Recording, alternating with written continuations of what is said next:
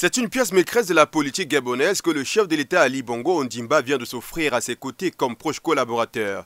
Billy Mbinze, 55 ans, nommé Premier ministre, remplace à ce poste Mme Osuka Raponda, celle qui était jusqu'ici la seule femme à exercer comme chef du gouvernement. C'est une déclaration qui a été faite par le secrétaire général de la présidence, Jean-Yves Thiel, devant la presse.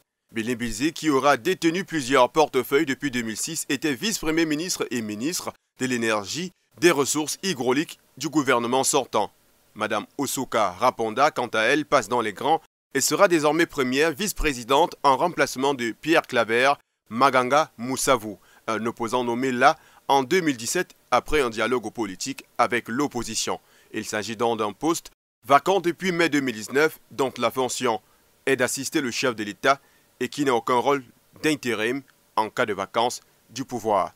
En août 2023, les Gabonais vont faire face aux élections présidentielles et législatives. Cela étant, toutes les stratégies doivent être mises sur pied par le plus fort de Libreville pour demeurer le maître face à ses potentiels adversaires et surtout l'illustre Jean Ping, le principal opposant. Ali Bongo, élu pour la première fois en 2009, entend faire les prolongations, même si l'opposition récuse de temps en temps son incapacité à assurer les affaires courantes de l'État depuis qu'il a fait en 2018 un accident vasculaire cérébral qui lui a valu un long moment à l'extérieur du pays pour sa santé.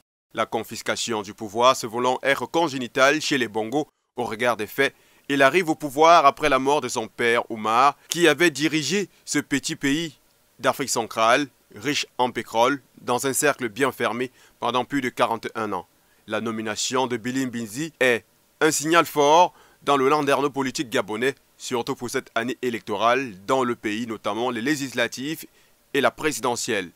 Homme de confiance, il devra être les yeux et les oreilles d'Ali Bongo dès ce janvier jusqu'à août prochain.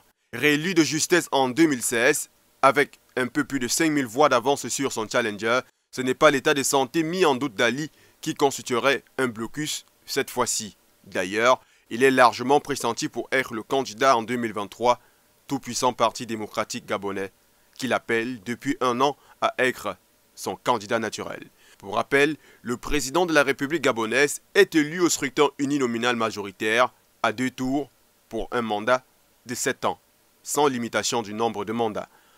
Alain Claude Billy Mbinze a donc dû poursuivre la planche pour la victoire prochaine de son patron face à une opposition qui, elle, a décidé de le challenger en rang dispersé.